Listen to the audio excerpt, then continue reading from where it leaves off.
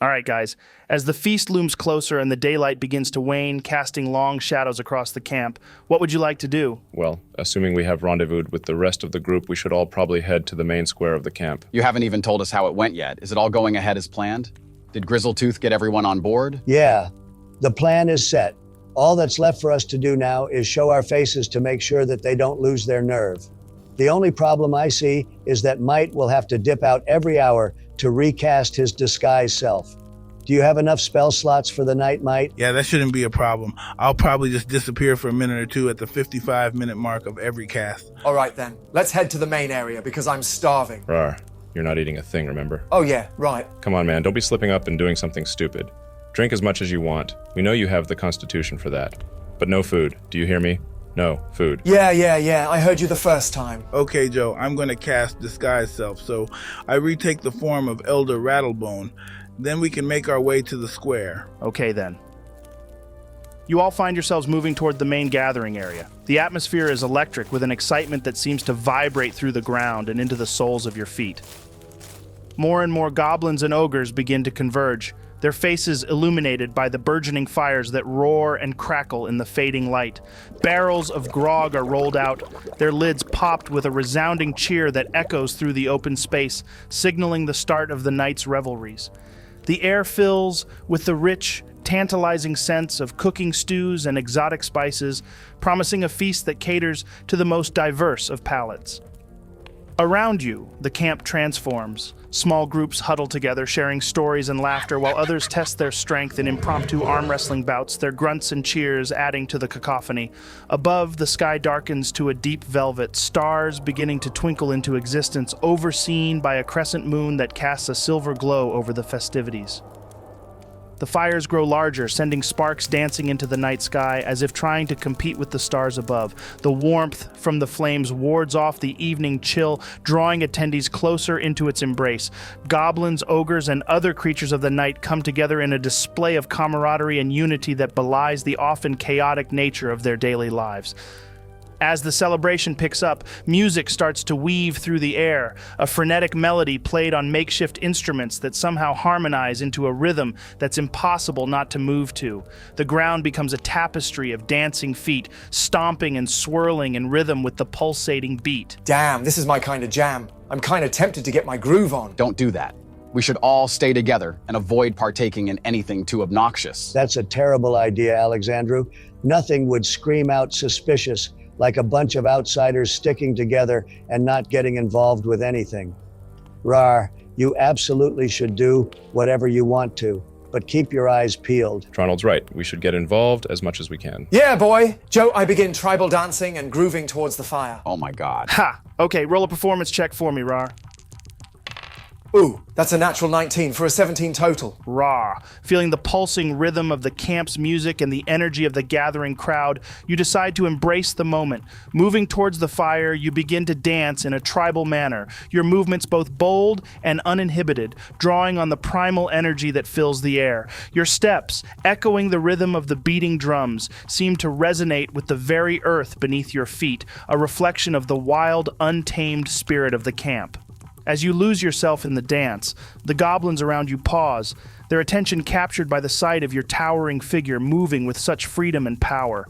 What starts as a circle of curious onlookers quickly transforms into an enthusiastic audience, their initial surprise turning to excitement.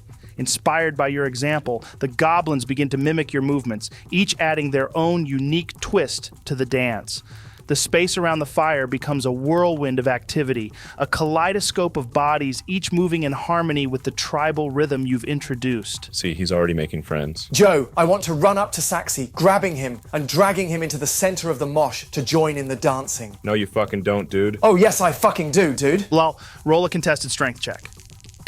That's a 13 for me. And an 18 for me, Joe. For fuck's sake, I hate you, Raarh. Oh, don't be so down about it. What happened to the whole we should get involved?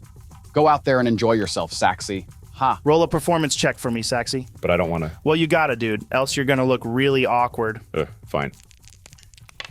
God damn it, that's a 5 total, Joe. Raarh, caught up in the infectious energy of the tribal dance and the roaring laughter around the fire, spots Saxy on the outskirts of the revelry. Noticing his generally introverted friend trying to blend into the shadows, you decide that it's time for him to join the fun. Lunging towards Saxy, you easily overpower him in a contested display of strength, his feeble attempt to resist no match for your enthusiasm. Dragging him into the heart of the mosh dance, Saxy's initial shock quickly turns to resigned acceptance as he finds himself amidst the chaotic whirl of dancing goblins. His attempt at dancing, however, is nothing short of disastrous. With a performance check of 5, Saxy's movements are awkward and out of sync, his limbs flailing in a manner that's more reminiscent of a marionette in a windstorm than any form of coherent dance. Yet, rather than deter the goblins, Saxy's terrible dancing seems only to endear him further to the crowd. They rally around him, their laughter mingling with the music as they grab hold of him, pulling him deeper into the frenzy. A group of particularly spirited goblins, seizing the moment for what it is, hoists Saxy into the air and begins to spin him around above their heads. Put me down this instant. The scene is comically absurd, Saxy's bewildered expression and flailing limbs only adding to the spectacle. Ha! Well, it seems like he's having fun. Joe, can I spot Grizzletooth anywhere? Roll a perception check for me, buddy. That's a 13, Joe. Tronald, as you scan the area, trying to catch a glimpse of Grizzletooth amidst the revelry, you finally spot him. He's not hard to miss. Standing tall and burly, he's engaged in conversation with a goblin surrounded by wargs. In one massive hand, he's holding a full barrel of grog as if it were no heavier than a mug, his laughter booming above the din of the celebration. It's clear from his wide grin and the animated way he's talking that he's thoroughly enjoying himself. Then, as if drawn by the raucous energy emanating from your group, Grizzletooth's gaze shifts towards Saxy's airborne antics. The moment he lays eyes on the spectacle, his laughter grows even louder, near hysterical, echoing across the camp. It's evident that the sight of Saxy being spun around by the goblins has provided Grizzletooth with quite the entertainment. All right, I'm going to make my way over to him. Tronald, as you prepare to navigate through the lively crowd towards Grizzletooth, Goba, who's been closely watching the festivities, perks up. Hey, Boss Tronald, you want me to come with you? No, it's all right, Gaba. I won't be long. I just want to check in with Grizzletooth, see how things are going. You might as well stay here with Alexandrew and Rattlebone. All right, boss. Just give a shout if you need anything. I'll be right here, making sure Saxy doesn't fly off with that rowdy bunch. Okay, so I walk up to Grizzletooth and say, hey there, Grizzletooth. I'm guessing this fine goblin here is Ziggletoe? Tronald, as you approach the pair, your gaze briefly lingers on the smaller figure, taking in the harsh landscape of scars and jagged lines that mar his neck and jaw. It's clear from the awkward cracks and healed wounds that Ziggletoe has seen his share of battles. Grizzletooth turns, his boisterous laugh immediately filling the air around you, a clear sign of his good spirits. Tronald, you've got it in one, mate. This here's Ziggletoe, one of the bravest souls in our camp. And let's keep chatter about the night's agenda under wraps, eh? We're all clued in. And as for our friend Ziggletoe, don't expect too much back talk. Had a bit of a scuffle with a wog a few years back. Nasty business. Took his voice with it. At this, Ziggletoe casts a sideways glare at Grizzletooth, a silent scowl that quickly breaks into a mute chuckle, revealing a good-natured tolerance for the ogre's teasing. Despite the harsh reality of his injury, his spirit remains undimmed, evident in the playful exchange of glances between him and Grizzletooth. Grizzletooth, catching the subtle shift in Ziggletoe's demeanor, slaps him gently on the back, eliciting a small puff of air from the goblin. Don't let his quiet nature fool you, though. Ziggletoe's as sharp as they come. Ain't that right? This prompts another silent laugh from the goblin.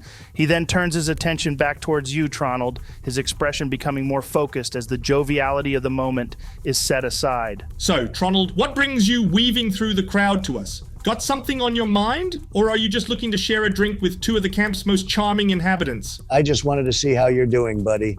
But yeah, I think I'll share that drink with you. It's not every day you get to partake in a goblin feast with such esteemed company. Grizzletooth's eyes light up at the mention of sharing a drink, his large frame bouncing with excitement. Right on! Here's how we do it in the camp. No cups, no fuss, just pure spirit. All right, my friend, tilt your head back and open wide. I've got a steady hand, I promise. Ha, all right then, sure. When in Rome, just try not to drown me, Grizzletooth. Drown you? Never. I'm an expert at this. Consider it a goblin baptism. He begins tilting the barrel just enough to allow a controlled stream of the potent drink to flow. There you go, fella. Drink up. It's all part of the experience. Roll a constitution check for me, Tronald. Ew, that's a 9, Joe. As the potent grog hits your tongue, Tronald, the taste is frankly shocking. It's as though firewater has been mixed with fermented mushroom, with an undercurrent of something indescribably known only as Goblin's secret ingredient. The concoction assaults your senses, a bizarre mix of burning sensations and an unexpectedly sweet aftertaste that leaves you questioning the decisions that led you here. With your constitution check landing at a mere 9, the effects of the grog make themselves known almost immediately. Warmth spreads from your stomach to your head with alarming swiftness, inducing a lightheadedness that suggests this drink is far stronger than any you've previously encountered. The world seems to tilt a bit more amusingly. The colors around the fire grow more vibrant, and the laughter of those around you more infectious. Despite the initial unpleasantness, there's something irresistibly Moorish about the grog. Perhaps it's the way it seems to embody the wild, unbridled essence of the goblin camp. Or maybe it's the communal experience that makes it so appealing. You find yourself somewhat recklessly signaling Grizzletooth for another round, any previous apprehensions drowned in the rising tide of euphoria and camaraderie. Grizzletooth, still manning the barrel with ease, roars with laughter at your eagerness.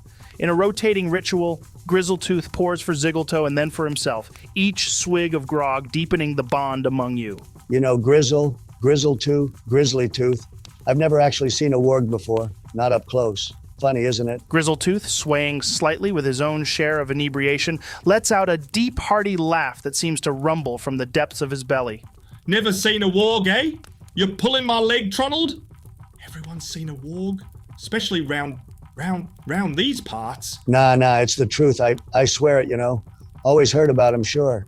Mighty beasts, aren't they? But never had the pleasure of an introductions. Grizzletooth's eyes light up with a mischievous glint, an idea forming amidst the fog of alcohol. Well, my friend, how about we change that tonight? Ever fancied riding one?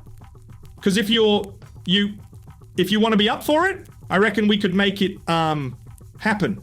What do you say? Ride a warg? Me? I mean, that sounds amazing. Yeah. I'd love to. Can I really? Is that a thing we can do now? You're damn right it is, Sonny. Tronald, before you can fully comprehend what's happening, Grizzletooth's massive hands have scooped you up with surprising gentleness given his drunken state, hoisting you onto the back of a nearby warg. The beast, massive and muscular beneath its shaggy, dark fur, turns its head to regard you with glowing eyes that flicker with wildness that's both thrilling and terrifying. Then, without further ado, he delivers a resounding slap to the warg's hindquarters, instantly propelling the creature into motion. The warg launches forward with a startling burst of speed, tearing through the camp as you cling on for dear life. Your initial shock quickly turning into intoxicated laughter, the wind whipping through your hair as you and your mount zigzag between tents, goblins, and campfires. The camp blurs into a streak of lights and shadows as the warg navigates the chaos, its paws thudding rhythmically against the ground. Make a strength saving throw for me, buddy. That's a 15, Joe. Goblins and ogres alike leap out of the way, their expressions of surprise turning to cheers and hoots of encouragement.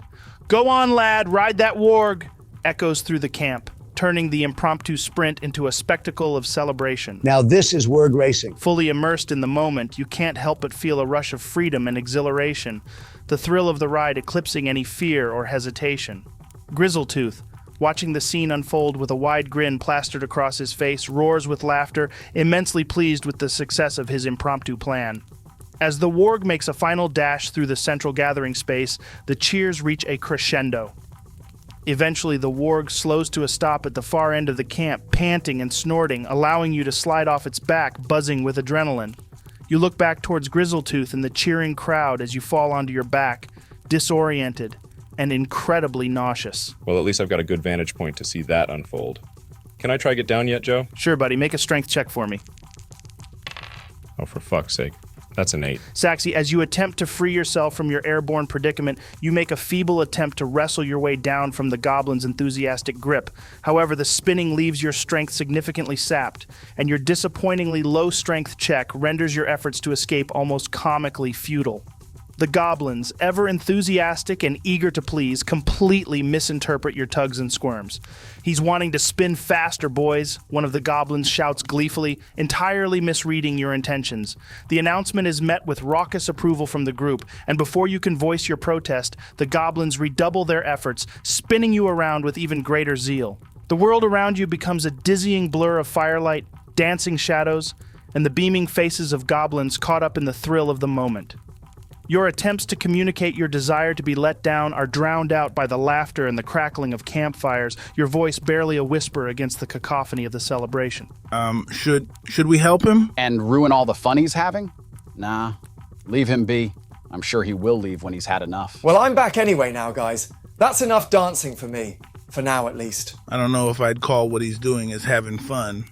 What do you think, Raarh? Fucking help me. Oh yeah, he's having a blast. You keep doing you, Saxy. Just come join us when you've had enough. Get me out of here. This is brilliant. Where's Tronald anyway? He went warg riding. Pretty sure he's asleep somewhere over there. Oh, cool. Well, what should we all do while Saxy's off dancing and Tronald's having a nap? I don't know. I fancy some kind of a battle of strength. Joe, is there any arm wrestling matches still going on? Dotted around the edges of the gathering are numerous games and contests in full swing. Among them, there are indeed arm wrestling matches which draw clusters of enthusiastic participants and onlookers, their cheers and jeers punctuating the night air. But that's not all. The camp also plays host to more unconventional competitions. Pig sliding, where goblins gleefully attempt to ride squealing pigs across a slippery, mud-slicked course. Tug of war over a pit of fermented grog, a challenge that leaves the losers soaked in a pungent brew. Goblin grease grab, mud mage dueling, and frog tossing.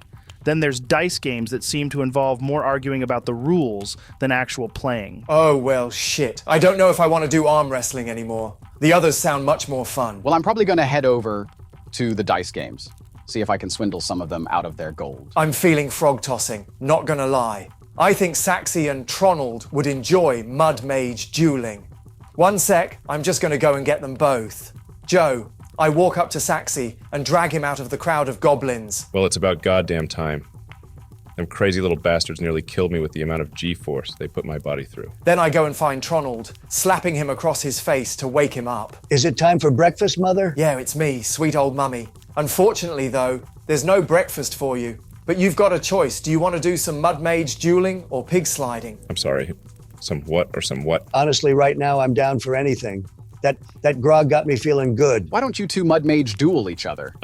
I'd rather not. Come on, Saxy, don't be a pussy. Mud mage duel me. First off, challenging me to a duel where we both end up looking like walking turds doesn't seem like the pinnacle of evening activities. And second, look at you. You're hardly in a fit state right now. You can barely stand straight without swaying, and you want to engage in a duel that requires balance and precision. I mean, I'm all for a bit of fun, but I'd rather not have to explain to everyone how the great wizard Tronald was defeated by his own inability to stand upright in a pit of mud. Bitch, I'd slap you silly even in this state. I'll slap that mud all over you. I am Tronald the Mud God. Oh, come on, Saxy. Challenge the mud god. Oh, whatever, man. Come on then, you drunken fool. Let's get this over with. All right then, Joe. I want to walk over to the host of the Mud Mage dueling and say, "Good sir, are you perchance the grand archmage of this most esteemed and muddy arcane arena? My esteemed colleague and I, we find ourselves at a crossroads of destiny, eager to engage in a duel of the highest order. A duel, mind you, not of petty squabbles, but of the noble art of mud mage dueling. Tell me, O Archmage of the Mire, could you possibly sanction such a momentous clash within your illustrious pit? We seek to weave spells of mud and might, to battle not just for glory, but for the very soul of mudcraft as we know it." What am I witnessing? Tronald staggering slightly, you make your way to the host of the Mud Mage dueling, a goblin so thoroughly covered in mud that his original colors are a mystery. The goblin, thoroughly enjoying the role play thrust upon him by your drunken imagination, leans into the persona with an enthusiasm that matches your own. With a dramatic flourish of his mud-caked hands, he bows deeply, playing the part of the Archmage. "Of course, noble sorcerers, the sacred pit of mud dueling is indeed open for such a grand battle as you propose. It is a rare occasion that two mages of such esteemed caliber grace our humble arena with their presence." He gestures magnanimously towards the mud pit, which is surrounded by an ever-growing crowd of goblins, all eager to witness the duels. When you are ready, step inside the circle of power. Here, in this consecrated ground, your duel shall determine the true champion of mudslinging. May your spells fly true, and may your aim be steady. The fates themselves await the outcome of this epic confrontation. Wait a second, what are the rules for this duel? A wise question, noble wizard. The ancient art of mud mage dueling is governed by 3 paramount rules, sacred and binding. He holds up a muddy finger. Firstly, each duelist shall be armed with a wand of the marshes. These, he gestures to a pile of large spoons by the pit. These are your tools of power, capable of casting splashes of mud upon thine opponent. A second finger joins the first. Secondly, the duel shall commence at the Archmage's signal. That's me, for tonight. Upon my word, you will begin your mystical combat, aiming to cover your adversary's color in mud while avoiding their spells. Finally, a third finger is raised. Lastly, and most crucially, the duel ends when one wizard's color is fully covered in the mud of his opponent, or if a wizard falls out of the sacred circle, thus conceding their connection to the arcane forces.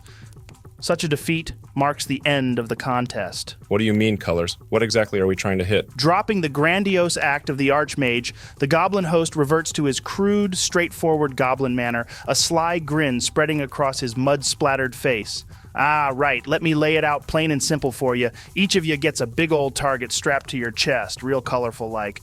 He rummages through a nearby box, pulling out 2 garish, brightly colored targets, each a patchwork of vibrant hues guaranteed to stand out against the mud. Here's the deal. He slaps one of the targets against his own chest for demonstration. You slap this beauty on, and then it's game on. Your job's to hit your mate's target with as much mud as you can using the mud chuckers. Once the color on this here target is all covered up by the mud you're slinging, then it's game over. The person whose original colors are no longer visible, well, they lose. Simple as that. Oh, right, I think I get it. So it's just a case of... Enough talk, you Weasley little wizard. It is time to battle. Joe, I slap the target on my chest, grab one of the mud chuckers, and run into the middle of the arena. I want to do a fancy forward roll as a flourish, scooping up a pile of mud as I roll before launching it at Saxy. Oh, damn. So, you're trying to impress the crowd with your acrobatics? You're damn right I am. Give me an acrobatics check, Tronald, with disadvantage because of your drunken state. Oh no, I rolled an 18 and then a natural 2. To be honest, I'm considering using one of my portents or a lucky. Don't you fucking dare, Tronald. Seriously. So, are you going to use either of your abilities, Tronald? You know what? I won't. I feel like it would be incredibly irresponsible. All right then, Tronald. Intent on adding a touch of flair to your entrance, you confidently slap the target onto your chest and seize one of the mud chuckers. With a dramatic flourish in mind, you attempt a fancy forward roll, envisioning a hero's entrance that would surely dazzle the crowd and intimidate Saxy. However, as you tuck your head to execute the roll, you quickly discover the arena's mud is far thicker than you anticipated. Oh no. Almost immediately upon attempting to roll, your momentum comes to a jarring halt. Your head lodges firmly in the mud and you find yourself stuck upright, legs flailing comically in the air. The mud has effectively turned you into a human carrot, planted firmly for all to see. Damn. I'm definitely going to take a mental snapshot of this. It's beautiful. The crowd, gathered for a spectacle of mud-slinging wizardry, can't contain their laughter at your unintended comedic entrance. Cheers and chuckles echo around the arena. You have indeed become the center of attention, but perhaps not in the manner you had envisioned. All right then, Joe. I'm going to grab the mud chucker and run up to Tronald before I start blasting his exposed torso. Seriously, man. That's not fair. I can't defend myself. That sounds like a you problem. All right then, Saxy, give me an attack roll. That's an 18 to hit. Saxy, you take advantage of the situation before you, seizing the moment with a mix of delight and strategic forethought. Tronald, unmistakably stuck and hilariously defenseless, presents an opportunity too good to pass up.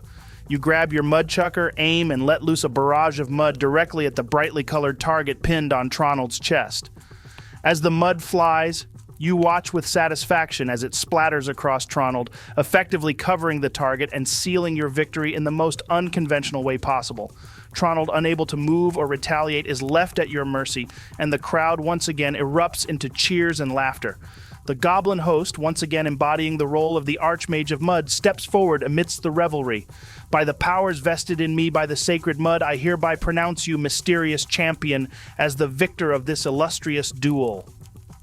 The declaration from the host sends waves of applause and hoots of approval through the crowd. Tronald, finally freed from his muddy entrapment by some helpful goblins, stands beside you, a good sport despite the mud-splattered defeat. You do not fight with honor, sir. Oh, come on. I learned that from the best after all. Leave no opportunity unseized. I'd have thought you'd be proud of me. Well, I am. Well, that was unfortunate, Tronald. Maybe next time, don't try that fancy showboating stuff. Never tends to work out well. All right then, Joe. I want to head over to one of the dice games and take a seat before asking around. What kind of bets are you lot willing to make then? Alexandrew, feeling a bit adventurous, you decide to wander over to one of the dice games happening at the edge of the feast. The sound of laughter and the clatter of dice on wood draw you in, and you take a seat among a group of goblins engrossed in their game. Leaning in, you ask your question. The responses you get are a mishmash of enthusiasm and caution, ranging from modest bets of 6 copper to slightly more daring wagers of 5 silver. That's child's play. Anyone here willing to make a real bet? Say 50 gold? The goblins exchange incredulous looks, their expressions a mix of surprise and disbelief. Are you crazy? One of them blurts out, his voice carrying a tone of shock and perhaps a hint of respect for your boldness. We ain't made of gold. I lean back in the chair and cross my arms. Well, I don't want to be playing for coppers. The atmosphere shifts suddenly as you feel a firm hand on your shoulder. The noise around you dips. Turning, you find yourself face to face with a goblin unlike the rest. Dressed in an attire of fine make, and 2 ornate daggers hang at his waist, signaling his prowess and status. His wiry frame belies the confidence and danger he exudes. I'll take you up on that. But let's make it interesting, shall we? How about we raise the stakes to 200 gold? Oh shit. I didn't even know you were behind me. 200 gold, eh? Sure. Let's do it. Who are you, anyway? He meets your gaze squarely with the hint of a smirk playing on his lips. The name's Glink. Do I have any idea who Glink is from what Gaba has told us, Joe? Yes, Goba has indeed mentioned Glink to you before. He is one of Snagglegut's most trusted lieutenants, serving as the primary scout and assassin for the Goblin Horde. His reputation precedes him in the camp, known for his lethal efficiency and unswerving loyalty to Snagglegut. Oh, great. Well, what do you say? Are you in? Or is your purse too light for real gambling? Of course I'm in. Seeing as this is your camp, Glink, why don't you choose the game? Glink's eyes narrow slightly as his smirk grows. I wouldn't have pegged you for a coward, and I'm glad to see I was right. The game's simple. We'll each roll 5 dice, these 6-sided beauties to be exact. Whoever racks up the highest total wins. No tricks, no fancy rules. Just you, me, and a bit of luck. Okay, sweet. Joe, I put my 200 gold in the middle of the table. Who goes first, then? Please, after you. You are our guest, so it is only fitting that you roll first. Nice. So that's a 20 total. That's pretty good, Alexandrew. Well, above average. Yeah, you've got this, man. Well, let's not be cocky. Anything could happen. Glink picks up the dice with a seasoned hand, his fingers turning them over as if greeting old friends. With a sly grin, he brings them to his lips and blows gently. All the while, his eyes never leave yours, Alexandrew. Luck is a fickle mistress, but she and I, we understand each other. With a flick of his wrist, he lets the dice roll across the surface, the sound of them tumbling a crisp counterpoint to the hushed anticipation of the onlookers. One by one, the dice come to rest, revealing their faces to the crowd. 6s. All of them. A perfect 30. The crowd gasps. Glink leans back, his smile widening into a boastful grin as he soaks in the admiration and disbelief of the crowd. See? What did I tell you? Luck and I were old acquaintances. A stunning performance, if I do say so myself. But come now, don't look so glum. It's only a game, after all. He pauses for a moment, letting the tension build, then leans forward, lowering his voice just enough that those closest have to lean in to catch his words. Double or nothing. Unless you're afraid of a little rematch. I understand, of course. Not everyone has the stomach for high stakes. But imagine, my friend, the glory if you win. Nah, don't do it. I've got a bad feeling about this whole thing. Do it! Surely the odds are with you now that he's won once. Raarh, that's not quite how odds work, buddy. Just because Glink won this round doesn't mean the odds are now in Alexandrew's favor. Each roll of the dice is independent of the last. The chances of rolling all 6s again are the same as they were the first time. Well, I only just have enough to cover it. Joe, I put down 50 gold and 15 platinum. Glink, Watching as Alexandrew counts out his 50 gold and 15 platinum pieces offers a slow, deliberate clap, the sound crisp in the quiet that has enveloped the crowd. Well, well. I must say, your bravery, or is it folly, deserves applause. The goblin's eyes glitter with excitement, a predatory smile stretching across his face as he leans in closer, his gaze fixed on the substantial sum now laying on the table. After you, my friend. Let's see if luck favors the bold, or if it simply enjoys a good laugh at your expense. That's a lot of sixes. Fuck yeah. That's a 28 total, Joe. I want to watch Glink closely this time, Joe, making sure there is no funny business going on. Give me a perception check, Saxy. That's a 21 total. Nice. All right then. Glink, with the air of someone who has walked this path many times before, raises the dice to his mouth once more. His breath, a whisper of anticipation, brushes across the carved surfaces as he blows gently, a ritual that seems to summon luck itself. The crowd leans in, their collective breath held in suspense as he casts the dice. The dice tumble across the surface, each roll a dance of chance and destiny, and then, as if commanded by Glink's will, they come to rest. The result is staggering, unbelievable, yet irrefutably true. Once again, it's all sixes, a perfect roll, a perfect 30. The odds, astronomical as they may seem, have bent to Glink's favor for a second time. A murmur ripples through the crowd, a mix of awe and disbelief. Glink, his smile now a triumphant grin, leans back, absorbing the moment of victory. Oh, for fuck's sake! This is ridiculous. Joe, did I notice anything? Saxy, reflecting on the dice game, you realize the cunning deceit in Glink's victory wasn't a result of mere luck or skill, but rather a clever act of cheating, centered around the moment he appeared to innocently blow on the dice. This gesture, seemingly benign and perhaps even superstitious, was actually the moment Glink executed a swap, substituting the fair dice for weighted ones he had cunningly concealed until just the right second. Executed with such finesse, this act of deceit appeared to be nothing more than a harmless ritual for good luck. Nah, there's no way you could roll perfect sixes twice in a row without some funny business going on. You cheated. Glink merely smirks, brushing off the accusation with a wave of his hand. Accusations are easy to throw around, especially when luck isn't on your side. No, Glink. I saw you swap the dice. There's no mistaking it. You cheated. All right, Joe. I stand up and say, are you really willing to cheat right in front of Elder Rattlebone? As I gesture towards Might. Glink's expression shifts ever so slightly, his eyes narrowing as he locks gazes with Alexandrew.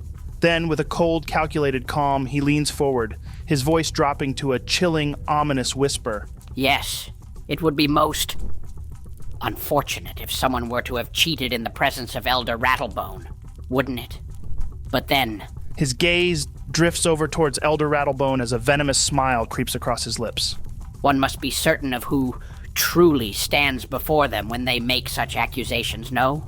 Leave it, Alexandrew. It's not worth it. No, he cheated me out of my gold. I said leave it, Alexandrew. What? So we're just gonna let it slide? I'm confused. Yes, we're going to let it slide. Come on, guys, let's leave this area. Raarh, don't you want to do some frog tossing or something? Come on now. Ooh, yeah! Frog tossing! As you all begin to move away, Glink, his voice tinged with a mocking undertone, scoops up the gold, not missing a beat. Yes! Frog tossing is quite the entertainment.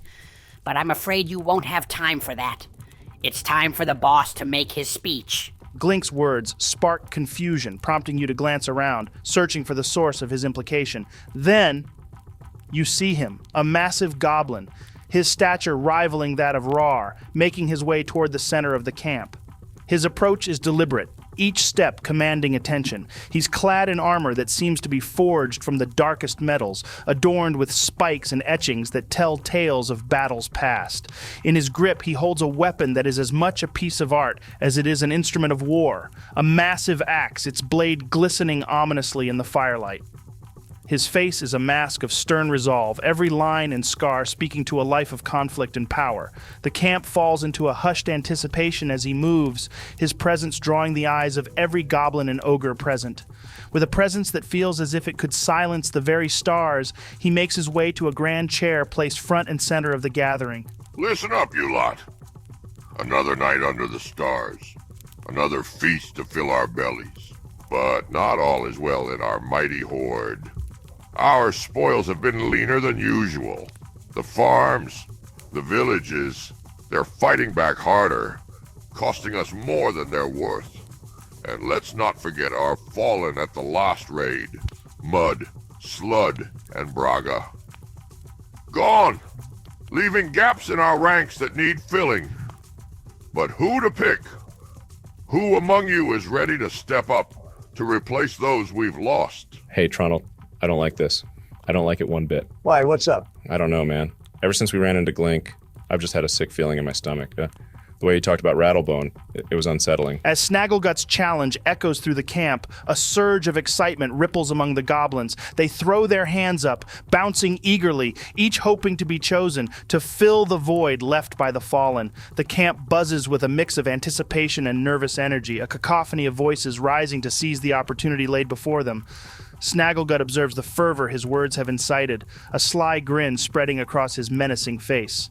My fellow goblins, a leader's burden is heavy, decisions vast, and impacts far-reaching. Many of you clamor for the honor to step into the shoes of the fallen, to carry forward the legacy of our horde. But such decisions are not made lightly, nor can they be made by one alone. It is a choice that demands the counsel of those I trust most deeply, those who have stood by me through the blood and the glory. Glink Rattlebone, step forth and join me. Your wisdom, your loyalty are needed now more than ever. What the hell am I doing, guys? Am I going up? Yeah, you've got to, man. Just play it cool.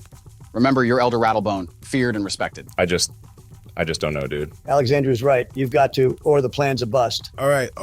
Joe, I begin to walk my way towards Snaggle Guy, embodying Elder Rattlebone's motions and characteristics as much as possible. Just please don't refer to him as Snaggle Guy, for fuck's sake.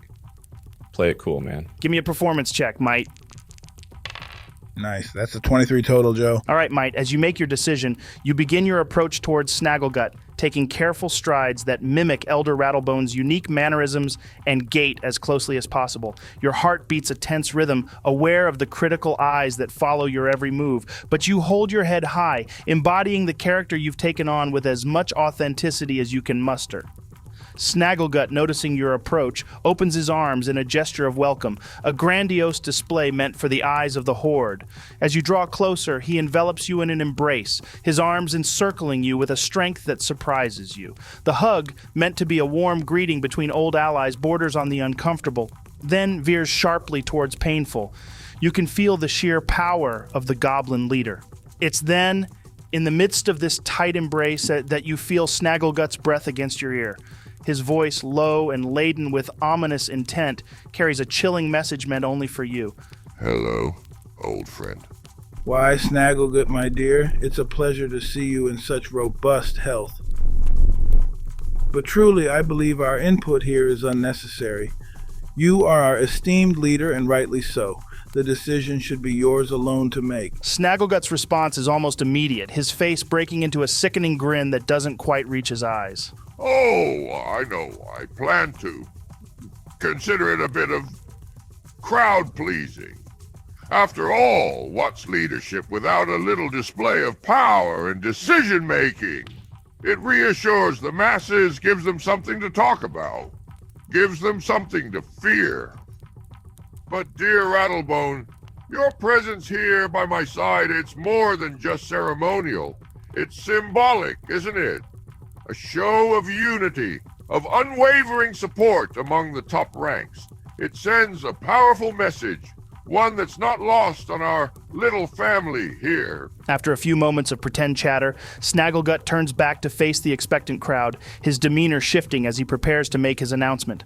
The murmurs and rustles of anticipation among the assembled goblins and ogres quieten to a hush, all eyes fixed on him, waiting for the words that will shape their future. That's it. We've made up our minds. We have chosen Grizzletooth, Ziggletoe, and... He pauses, a sly smile playing at the corners of his mouth. To many of your surprises, we choose Gaba. Well, that's not what I expected at all. Boss Tronald, what should I do? Get yourself up there, buddy. Remember, nothing he says will change what's about to happen tonight. Just accept your new position and come join us as soon as you can. We will be right here waiting for you. A collective gasp sweeps through the crowd, a mix of disbelief and curiosity. Whispers buzz like a swarm of agitated wasps. The name Goba repeated in tones ranging from incredulity to awe. But why? Why these three? You ask, you wonder, you doubt. But let me tell you, my dear Horde, the foundation of our strength, the very pillar of our might, is loyalty. Unwavering, unyielding loyalty. He lets each word sink in, his gaze sweeping over his audience, making sure his message is received loud and clear. These three have shown loyalty that goes beyond mere words. They have acted silently. They have acted effectively, ensuring the prosperity of our Horde, while the rest of you were none the wiser. The crowd's murmurs grow louder, a storm of speculation and newfound respect brewing. Snagglegut raises his hand for silence, and like the fall of an axe, quiet returns. And so, in recognition of their deeds, we honor them tonight. Not just as a reward, but as a reminder to all of you that loyalty is not just expected, it is essential. Betrayal, on the other hand, is a poison. It is a poison that we shall root out and eliminate without mercy. Has anyone else noticed a really obvious tone shift? He knows. Tronald, I don't know how, but he knows. Fuck. We need to get out of here now. You can't be certain of that. Plus, even if you're right, I'm not going anywhere without Goba. Are we just gonna forget that Might's up there too? As the tension in the air crystallizes into a thick, palpable dread, you watch with bated breath as Goba, Ziggletoe, and Grizzletooth stand vulnerably before Snagglegut, the hulking goblin leader, a towering figure of brute strength and cunning malice, fixes his gaze upon them, a menacing smile stretching across his face. He starts pacing around the three as he once again begins talking, his voice booming across the camp, echoing off the makeshift structures and silencing the crowd. All of you remember this. Loyalty is rewarded, but betrayal is punished! Before the echo of his last word fades, Snagglegut's massive axe arcs through the air in a swift, lethal motion. With horrifying precision, it splits Ziggletoe's jaw and head in two, a grotesque testament to Snagglegut's merciless resolve. The crowd gasps, the sound a collective inhalation of shock and horror.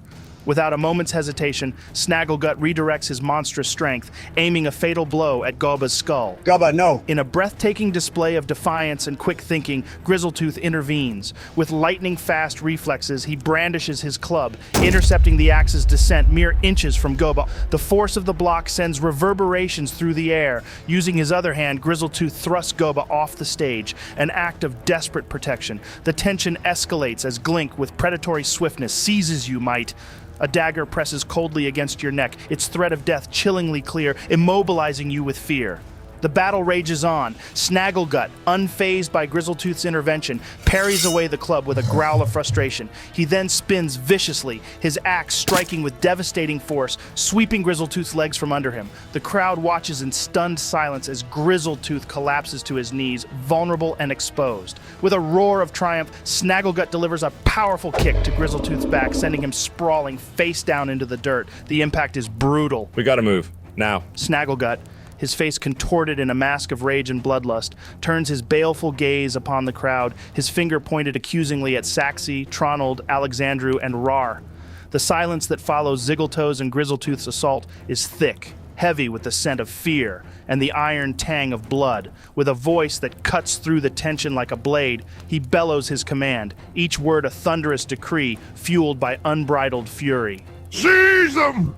Those traitors, the deceivers among us, hiding in plain sight, conspiring against the very heart of our Horde. Do not let them speak. Do not let them deceive you further with their lies and treachery. Drag them before me. Let them face the justice they so richly deserve for their crimes against us all. His anger is tangible, a living thing that feeds on the fear and uncertainty of his followers. It's an anger born of betrayal, real or perceived, an explosive response to the threat against his rule, his authority. The Horde, driven by the fury of their leader's words, is a dark tide ready to crash upon those singled out by Snagglegut's wrath. The camp erupts into chaos, the tension breaking as the Horde springs into action, their loyalty to their leader feeding their fury. Snagglegut watches, a storm of anger still raging in his eyes as his will is carried out, as those he has marked for capture are seized in the name of loyalty, of retribution, and of his unchallenged dominion over the Horde. What the fuck is going on? We're fucked. I ain't been captured by fucking anyone. Well, this isn't ideal. What the hell can we even do? I suppose we will figure that out next time because that is the end of this session. See you later, guys.